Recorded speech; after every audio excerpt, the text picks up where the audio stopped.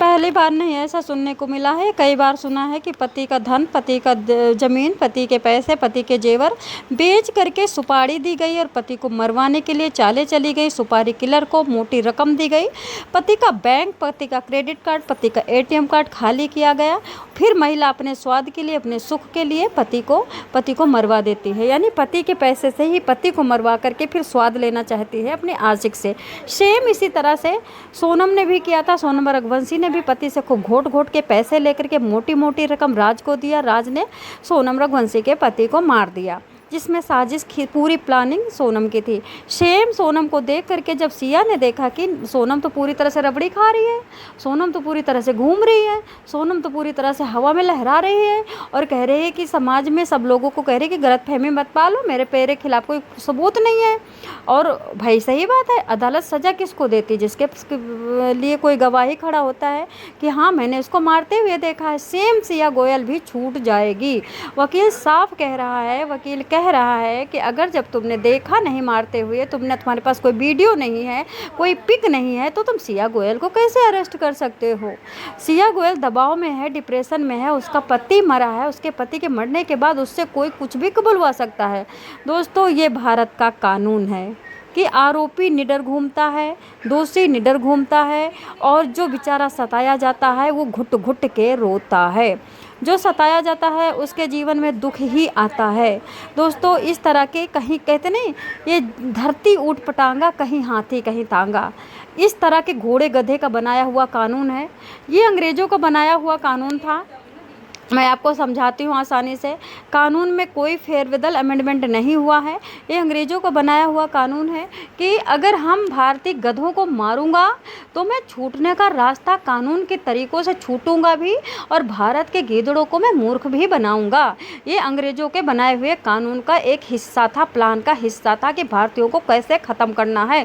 जलियांवाला बाग भी यही था कि 1600 लोगों को, भारतीय लोगों को मारा गया और 1600 मारने के बाद कोई भी जेल नहीं गया, क्योंकि वो कानून ही ऐसा था। दोस्तों, बताना चाहूँगी, सिया ने 1 करोड़ रुपए लिए थे, 1 करोड़ रुपए लिए थे और कहा था कि 1 करोड़ रुपए मैं शॉपिंग के लिए ले रही हूँ। आप सोचिए, जहाँ पे इंसान की पूरी ज़िंदगी 1 लाख में बीत जाती है, वहाँ पे इस महिला को 1 करोड़ मिले थे और फिर भी उस 1 करोड़ का एहसान न चुका पाई। उस 1 करोड़ के एहसानों के नीचे दब करके इंसान दिन रात तलवे चाटता है और उसी 1 करोड़ को दे देती है अपने चेतन चौधरी को, अपने आशिक को, अपने बॉयफ्रेंड को, और बॉयफ्रेंड जा करके अपना बिजनेस डबल करता है और उसके बाद खा पी करके मोटा सांड होता है और उसके बाद सिया गोयल के पति को धक्का दे देता। देखिए कितनी हरामखोरी दुनिया है कि मतलब पति के पैसों से पति को मरवाना। कहाँ भरोगे? कैसे पाप भोग पाओगे? कैसे यमराज को मुंह दिखाओगे? तुम लोगों को नींद कैसे आती है? हम यहाँ किसी का एक अगर मतलब मान के चलो किसी का हम 2 रुपये ले लेते हैं ना, तो हम उसके एहसान के नीचे दब जाते हैं। सच कहती हूँ मैं, अगर आपको गिल्टी फील होती है कि मैंने 1 रुपया किसी का लिया है, हमें पाप पड़ेगा, तो आप सच्चे सनातनी हो। अगर आपको गिल्टी फील होती है कि कोई राम को गंदा अभद्र बोल रहा है और आप तड़प रहे हो, आपका खून खोल रहा है, तो आप सच्चे राम भक्त हो। अगर आपके परिवार को कोई हल्का सा तू तड़ाके से बात करता है और आपका रोया फड़फड़ा जाता है, आप लड़ने को तैयार हो जाते हो, तुम सच्चे प्रेमी अपने घर के और अपनी फैमिली के हो। बस इससे ज़्यादा मैं नहीं बता पाऊंगी।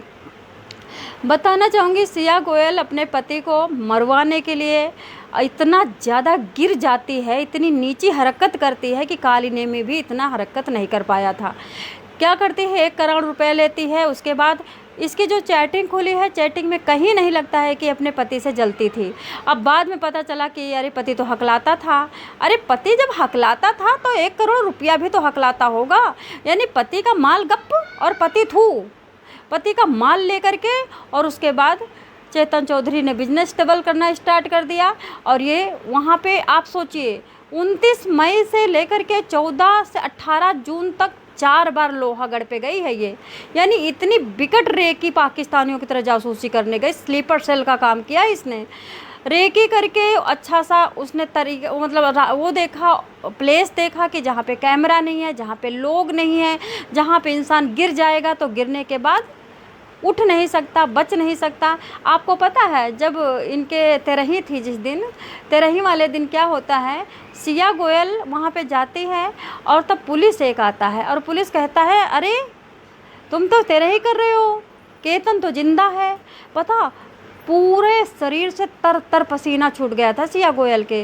और यही एक पसीना की कड़ी है कि जो कि सिया गोयल को सलाखों के नीचे ले गई है। जब पसीना देखा तो केतन की नन्नद मतलब बहन देख रही है कि सिया को तो खुश होना चाहिए, सिया को तो मुंह कांटा सा हो गया है, सिया तो पूरी तरह से पसीने से तरबर हो गई है।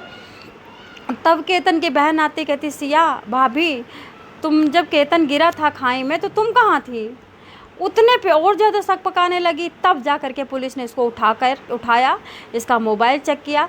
मोबाइल में पता चला इतने प्यार से ये केतन से बात करती थी और वहाँ क्या करे मुझे पसंद नहीं था, हकलाता था, चमड़ी उसकी लाल थी, उसके गंजे शरीर में मतलब बिग लगाता था। अरे बिग लगाता था तो तुम मार डालोगी, हकलाता था, तुमको हक किसने दे दिया मारने का।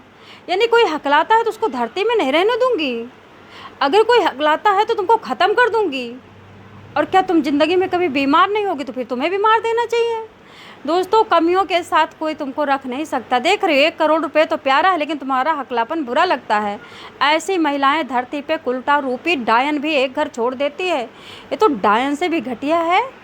तो दोस्तों अभी केतन के, चलो आपने समझ लिया कि ये 1 करोड़ रुपए लेकर के अपने बॉयफ्रेंड को दे रही थी, केतन को चूतिया बना करके अच्छे मैसेज करती थी कि जिससे केतन खुश होकर के खूब इसको उगाही करवाती रहे, क्रेडिट कार्ड और ATM छीनती रहे और उसके बाद केतन को ले जा कर खाई में धक्का दे दे। और खाई में धक्का दे देगी तो कोई पकड़ नहीं पाएगा क्योंकि उसको कोई सबूत नहीं है। मैं बता देती हूँ, अगर कोई महिला पकड़ी जाती है और पुलिस के आगे गवाही देती है, वो गवाही जज के सामने सबूत के लिए काफ़ी नहीं होती है। पुलिस के द्वारा पकड़े जाने पे लिखे गए रजिस्टर के कुछ शब्द जज इसके आधार पे फैसला नहीं करता है। जज को थर्ड पार्टी चाहिए सबूत के रूप में और पुलिस के पास थर्ड पार्टी नहीं है। तभी तो सिया का वो क्या कह रहा है, सिया गोयल का जो वकील है कह रहा है।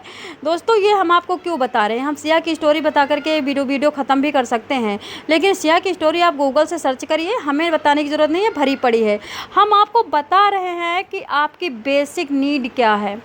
आपके भी बेटे को अगर भरे अंदर कमरे में आपकी बहू मार देती है तो आपकी बहू बच जाएगी, क्योंकि जो जज होता है वो सबूत पुलिस वाला नहीं पकड़ता है, तीसरा सबूत पकड़ता है, थर्ड पार्टी का सबूत पकड़ता है। और वही कारण है कि हत्याएं बढ़ रही हैं।